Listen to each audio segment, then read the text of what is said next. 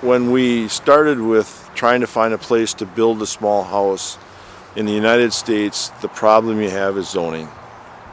Zoning is very difficult to find. We studied from Lake Michigan all the way across from Ontonagon to the Brule River. And one of the things out here, because this is so woods-like type of area, we really found that there was almost no zoning. We found that Bayfield had probably the best land and the best opportunities for getting away, and still had zoning that allowed for what we wanted to do.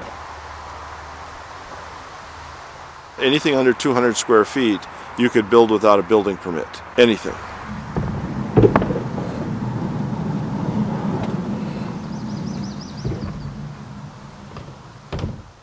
So then if you were over 200 square feet and you slept in it, then you just had to get a zoning permit. And there was no restriction on how small you had to be. Basically, the center cube of this building is 12 foot wide, 12 foot long between the balconies, and 12 foot high. In doing that, we were kind of trying to be like on a 4-foot module as we built this, and that the kitchen is like 8 feet, the bathroom and the storage is 8 feet, and each of the lofts, which are above, are like 8 feet deep, but 12 feet wide.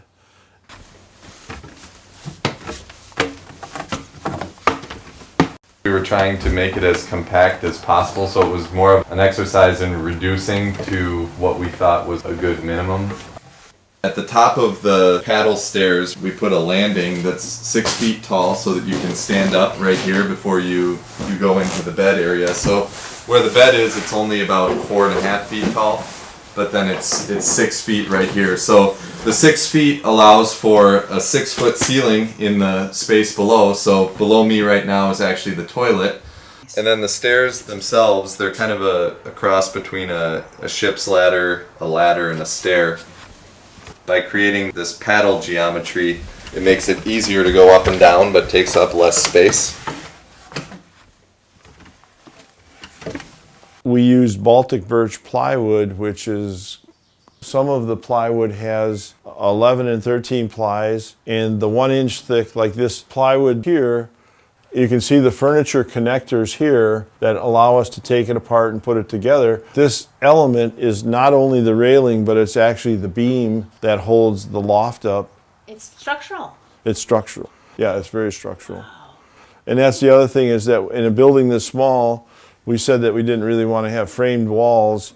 Behind this cabinet is the only framed wall where it holds the plumbing to go up through the attic.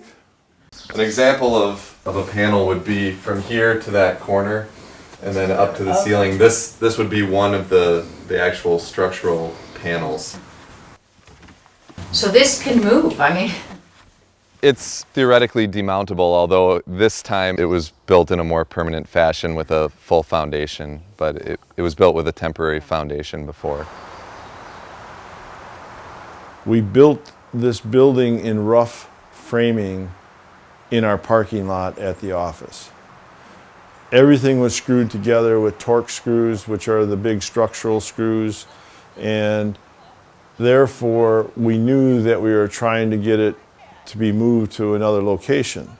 So we built about 60% of it in our parking lot, and then in about a 4-day build, we took it to the Midwest Renewable Energy Fair, stuck it in an alfalfa field, screwed it all together again, and we had approximately like 17,000 people go through it in a 3-day weekend. And it ended up that it sat all summer in a field, and they called me up and they said, "You really have to move this building off of our alfalfa field." And so then we started looking for places. Kind of was in our heart thinking that this was the place because the zoning was right and we liked all of the water, the woods, everything else that was here. Really made us feel like this could give you the feeling that we were after, of out there, minimalist, and We actually use the word monastic a lot of times because it's just so peaceful and so close to nature.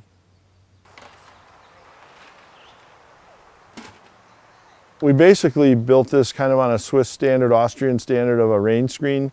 It's a ventilated wood structure. We have a vapor retardant paper behind here. It allows the wood to dry out and breathe. This is made of white oak. White oak is supposed to be like a wood that can last 100 years outside.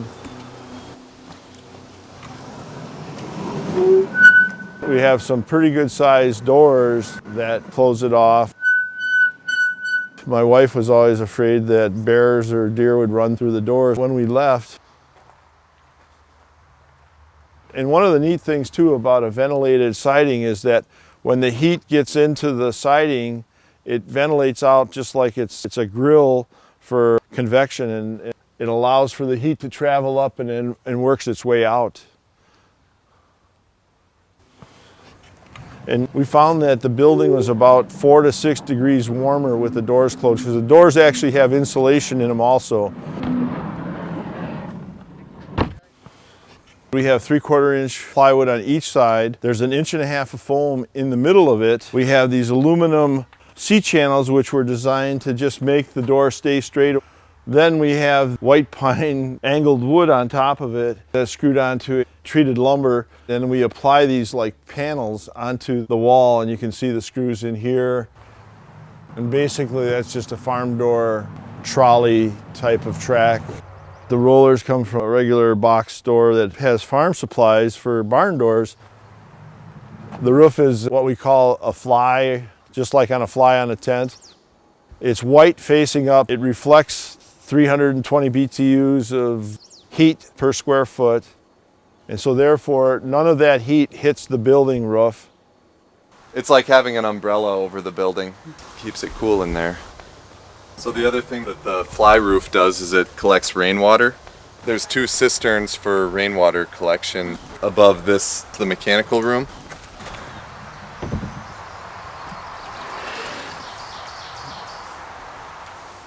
Being that there's really one open space here, we wanted to create as much flexibility for how this space is used. We did a number of iterations of designing a piece of furniture that could function as a bed, as a table and bench, as a couch, and this was what we ended up with. There's just little screw knobs down in there. We have piano hinges, and then if you reverse where you put the screw in, it holds the black legs up so that the table lowers down to make different configurations. We very seldom would use it like this, but basically could be designed as a coffee table, and that if you were having tea and crumpets here, you could have a lower table and not have it feel like it's in the way of anything. So this furniture was designed so that if you had any handicapped people, like my mother or elderly, they would be able to sleep here and not feel like they weren't part of the place. Yeah, I could lay down real easy right now. Oh, it feels good on my back. But the idea is that you'd have a mattress. You'd have a mattress right on top of it. We have actually brought down the futon mattresses and laid them on here for people if we didn't have many people here who need the balconies. But at the same token, most times we will end up with an air mattress on top of here for the next person, and it works fine. So instead of having a lot of furniture, you're going to use once in a while, taking a lot of room. Instead of that, you have obviously we don't have lots of room. Multi-purpose things that adapts to the situation. Right? Correct. Yeah. So these chairs here were actually somewhat of prototypes when we were thinking of different ways of designing the bench element of this furniture. These were originally designed to be benches that could sit like this, or then become chairs like that.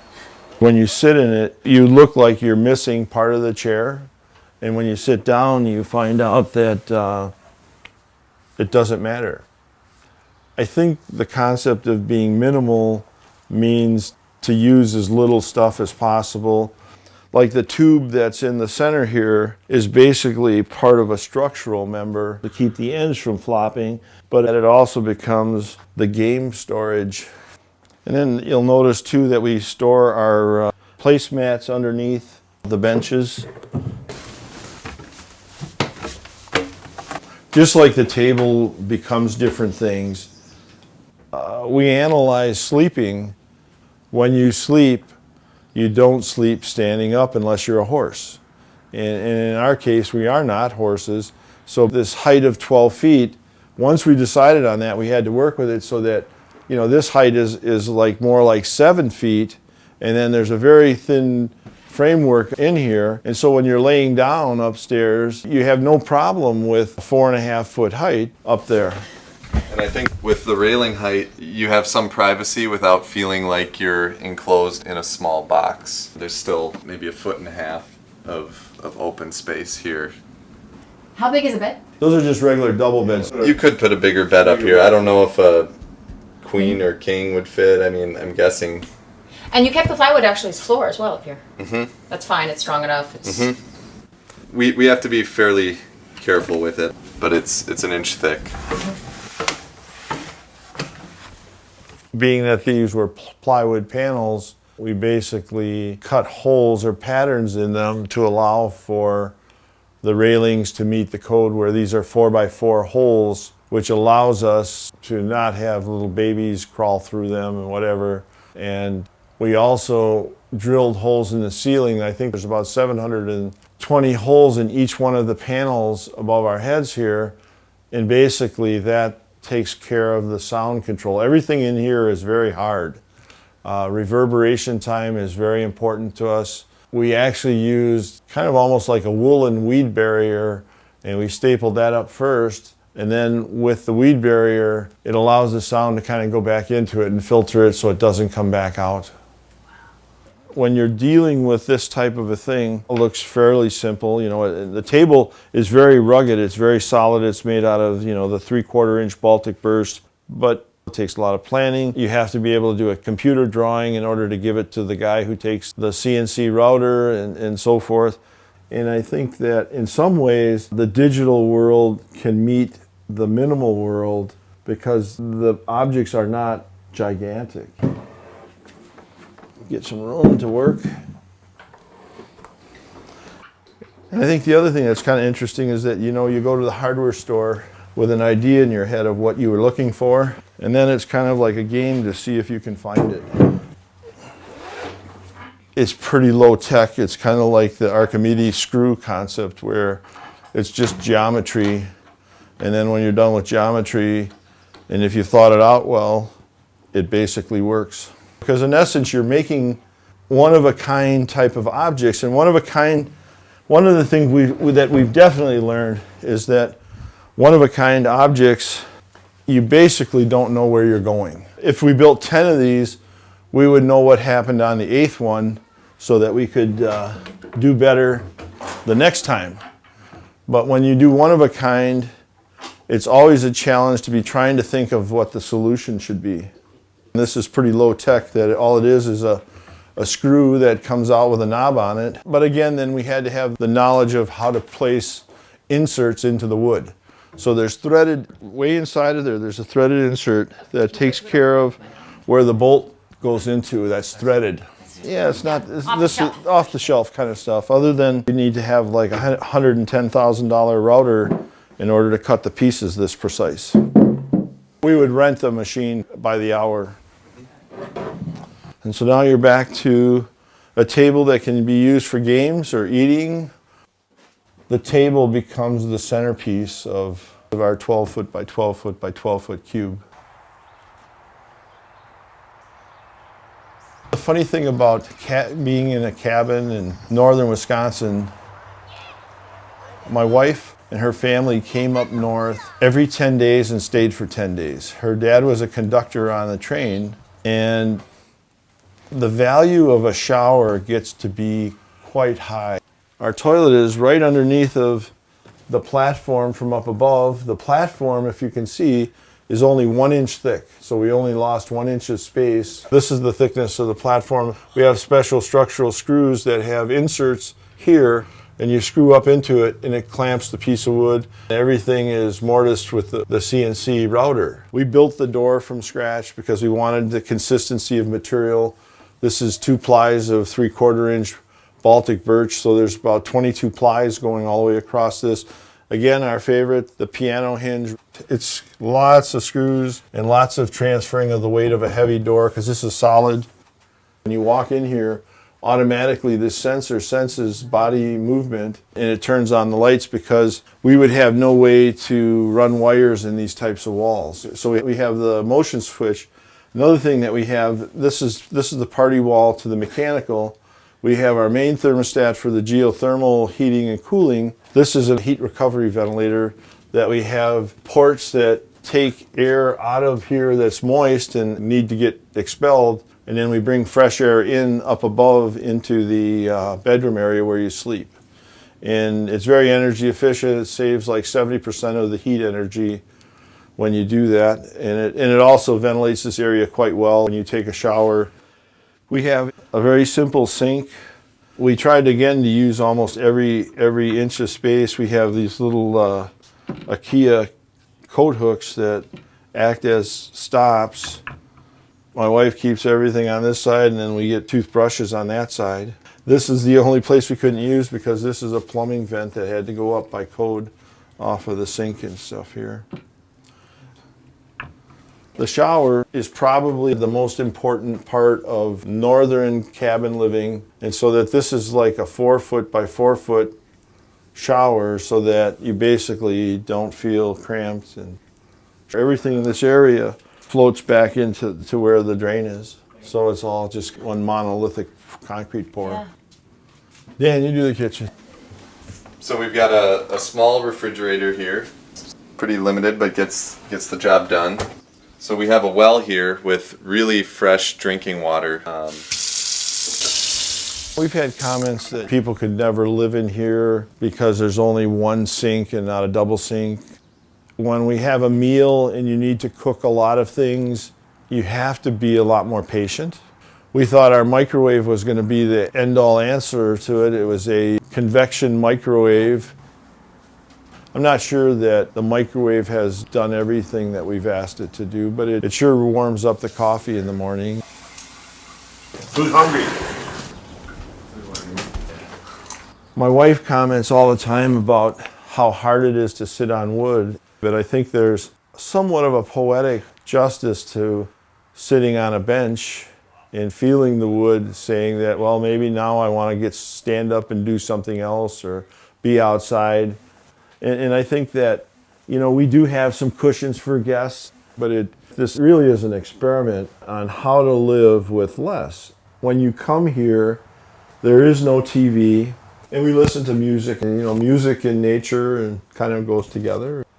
You are in Wisconsin, where Frank Lloyd Wright was from, and he took many of his earlier patterns from nature. So in the concrete slab, you'll see that there's the imprint of some leaves. This is another example of something that was kind of serendipitous when we were building this. So it was a windy day when we were pouring this slab, and the leaves kept falling into the slab. And so as we were picking them off, we were looking at the interesting pattern that was left in the slab, and then we started to say, well, maybe we should actually leave these in there. And then we threw a few more on ourselves just to play it up even further. Yeah. Oak here, you have a maple right here. This is my favorite, a basswood tree, which is kind of a northern Wisconsin type of tree. And the one that wasn't so successful, these needles right here, these are white pines, and then as we would trowel them, they would get wispy and change their shape, and they wouldn't look just like needles. But actually our favorite, the cedar, which is a northern Wisconsin, and like this one still, if you want to come by, you can always pick something out of it, and you have the cedar branch right there. The cube of the building right here that we're in is 12 foot by 12 foot. People have always asked me, don't I feel that I'm confined in this area? And I basically say no, that when I look to the north, I see a beautiful forest. And when I look to the south, I see Pikes Bay. It's just so close to nature.